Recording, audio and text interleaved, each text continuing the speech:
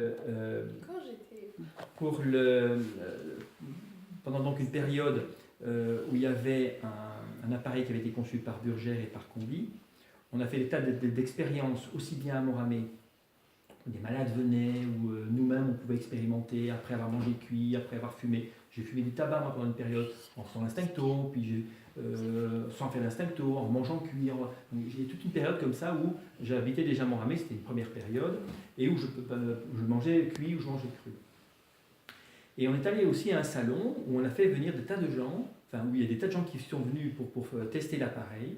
Et quand on avait quelque chose d'extrêmement haut, on posait la question principalement donc sur le café, le tabac et le pain complet. Tu peux redire le nom de l'appareil? Le stressomètre. Le stressomètre. C'est le blé complet qui donnait le taux le plus élevé. Le blé complet, le thé, le café, etc. C'était le blé complet. Plus que l'alcool? L'alcool, on n'a pas eu vraiment d'alcoolique. Je ne sais pas si l'alcool faisait plus que le tabac. Mais moi-même, donc, même quand je faisais l'instincto, je pouvais fumer. Et bien automatiquement, ça remontait. Je voyais clairement. Quand je mangeais cuit aussi, ça remontait. Je ne me souviens pas si c'était plus important le fait de manger cuit sans fumer ou le fait de fumer en mangeant cru. Ça, je ne me souviens pas. Mais donc, l'un et l'autre avaient une incidence très claire. Alors que quand on mange cru, ça descend. Alors que quand on mange cru, ça descend très fort. Je me souviens d'une période où je faisais de la méditation. C'était la gnose en Belgique. Et pendant une période, je mangeais cru tout en faisant des méditations. Et pendant une autre période, je mangeais cuit tout en faisant de la méditation. Eh bien, j'avais remarqué qu'il me fallait plus ou moins 20 minutes quand je mangeais cuit pour arriver à un état de quiétude, de calme, d'être centré sans avoir le système nerveux qui tourne. Et quand je mangeais cru, il fallait 20 secondes pour arriver au même état. Et je me souviens les personnes qui me disaient qu'elles appréciaient quand j'étais là parce que j'apportais quelque chose, un certain calme, un certain dans ma façon d'être, je ne sais pas, pas en parlant comme je parle maintenant, hein, mais voilà. Donc effectivement, c'est à expérimenter. Évidemment, quand je mangeais cuit, je mangeais tout, donc du blé, de l'alcool. À ce moment-là, je crois que je ne fumais plus. Non, je ne fumais plus à cette époque-là. J'ai arrêté de fumer en 90 et ça c'était en 94. Donc j'avais totalement arrêté de fumer, donc je ne fumais plus. Mais par contre, je mangeais cuit absolument tout. Hein. Je ne faisais pas. Dès que je recommence à manger cuit, je n'arrive plus à. Une fois que le doigt est dedans, c'est tout le système qui est attiré par ce qui est le plus des souvenirs. Mais le système nerveux, c'est extrêmement. Et donc, avec ce stressomètre, on peut le détecter. Je trouve ce stressomètre-ci moins précis que ceux qui avaient fait Burgère. Mais qui c'est qui l'a fait celui-là? C'est donc Bruno Combi qui a racheté ou qui a repris la patente à Burgère et qui a développé ça tout seul. Mais je le trouve moins performant que l'ancien. Je ne sais pas pourquoi. Pourtant, maintenant, c'est une belle machine. Je l'apporterai. On pourra essayer. Oui. Et je n'ai pas malheureusement, parce qu'il y a quelques semaines, j'avais mangé un petit peu cuit, j'ai malheureusement pas expérimenté, mais je sentais la nervosité, mais je n'ai pas mesuré, calculé cette nervosité. Et scientifiquement, comment ça s'explique, ça, que le système nerveux est plus calme quand c'est nourri de cru? Probablement, je crois que c'est déjà expliqué, même par l'école Stellior qui a fait où il y a des études sur la perméabilité de l'intestin et la perméabilité de la paroi hémato-encéphalique. Ce sont probablement des protéines qui ne sont pas encore bien découpées, qui rentrent dans le système sanguin et puis après qui vont dans le système nerveux et qui vont donc perturber en fait, qui vont venir exciter les différents neurones en fait. Donc le stressomètre, c'est un truc électronique qui prend en fait les micro-tremblements du muscle au repos. Donc c'est les tremblements les plus fins au repos. Donc il faut évidemment essayer de se détendre quand on fait le test. Et d'ailleurs à ce moment-là, c'est très intéressant. Si tout d'un coup on a une pensée agitée, tout d'un coup, pouf, ça remonte.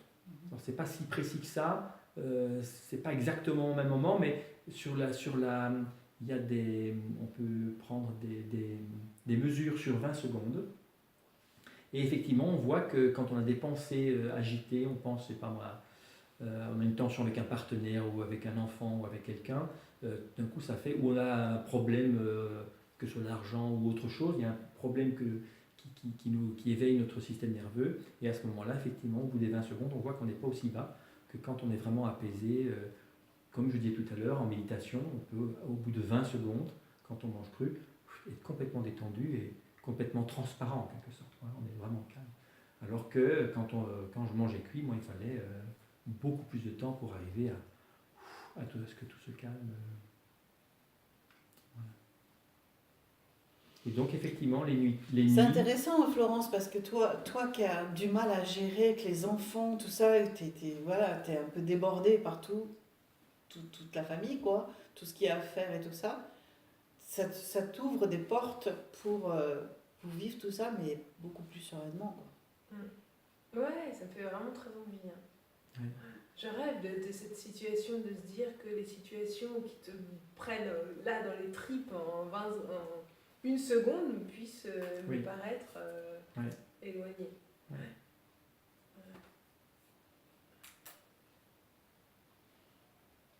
Moi, j'aimerais bien savoir là, maintenant, aujourd'hui, à quel niveau de stress je suis, parce que je pense que j'aurais explosé la machine en arrivant. Il faut voir, il faut se comparer à soi-même.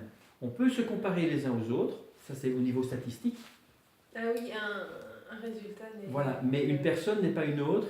Moi par exemple, j'avais constaté que même quand je mangeais cuit, j'arrivais à me détendre par le souffle ou le détente. J'arrivais à beaucoup plus me détendre que des personnes qui faisaient l'instincto sans exception. Mais par contre, quand moi-même je faisais l'instincto, j'arrivais à me détendre encore beaucoup plus.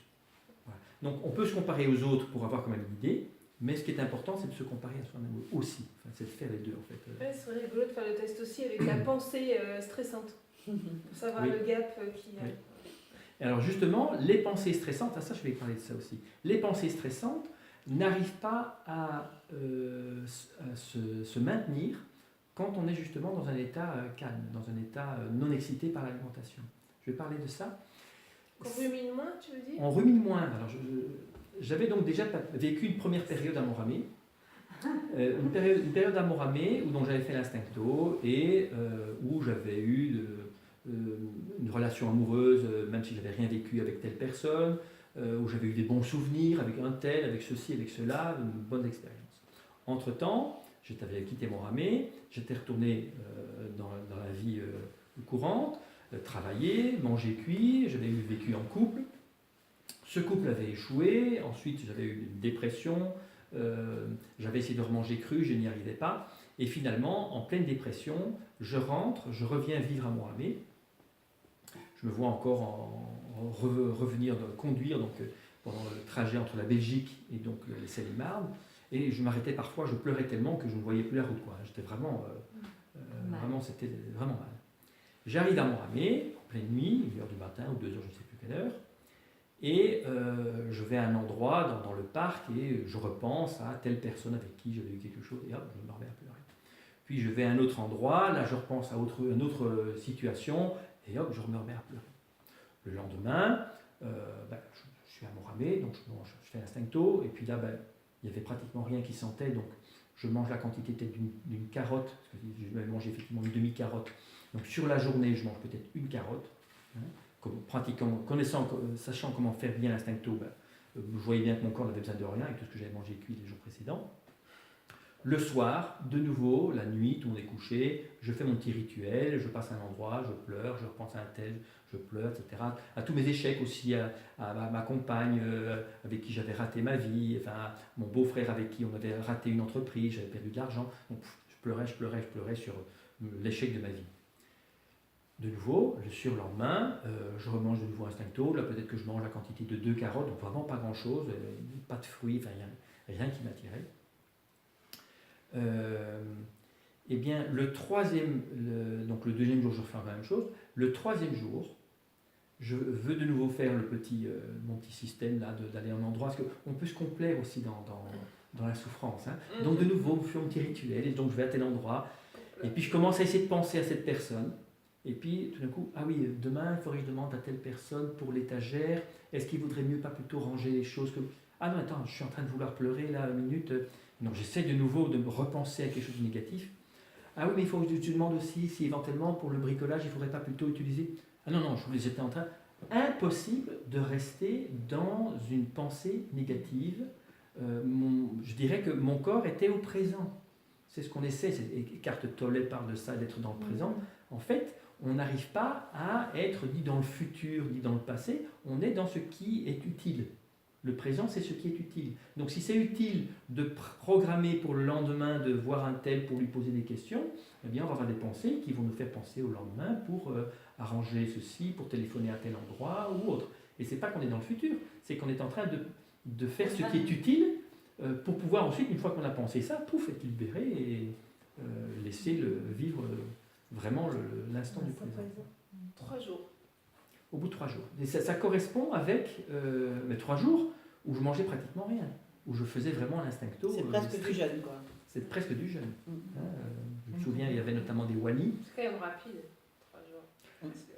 Mais il y a des crises après. Il y a des crises après. Après, il y a l'élimination. Il y a des hauts débats aussi. Après, je me souviens plus précisément, mais après, très bien, je peux très bien avoir mangé de nouveau une quantité un peu normale, ce qui fait qu'automatiquement les toxines vont recirculer dans le sang et que je vais de nouveau être dans un état où je ne suis pas trop bien. Là, c'était 3 jours où j'ai fait ça de façon stricte. J'étais tellement pas bien, il n'y avait tellement pas de plaisir avec les fruits, je connaissais tellement les phases lumineuses de mes périodes d'instincto avant. C'était en 94, j'avais connu l'instincto en 86, donc j'avais fait sur les 8 années. Il n'y avait pas déjà des wani en 94, on ne les connaissait pas encore. Si. Non, c'était plus tard. En novembre 94, il y avait déjà des wani qui étaient tout rabougris, et je mangeais justement... c'est un fruit. C'est un fruit qui est endémique de Bali, et qu'on appelle ça une mangue blanche, mais ça n'a pas du tout le goût de mangue.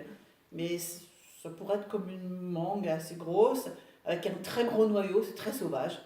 Et il y a c'est sucré, c'est un peu légèrement vanillé peut-être, quelque chose comme ça. C'est blanc, une chair blanche. C'est super bon.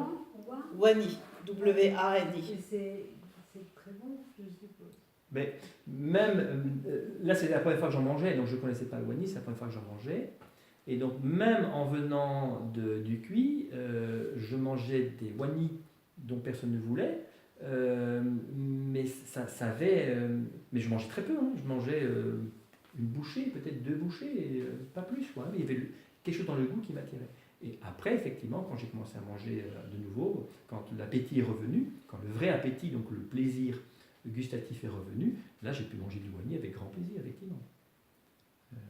Mais ces premiers jours-là, je mangeais très peu. Pour ça, je dis manger la quantité d'une carotte, c'est-à-dire je mangeais 2 bouchées de carotte et peut-être une bouchée ou 2 bouchées de wani, mais pas plus. Le plaisir n'était pas suffisant, même si effectivement, c'était le wani qui m'attirait plutôt que tous les autres fruits que je connaissais déjà. Ce que j'aimerais bien demander, c'est une formation pour l'instincto. J'envisage de faire une formation en été.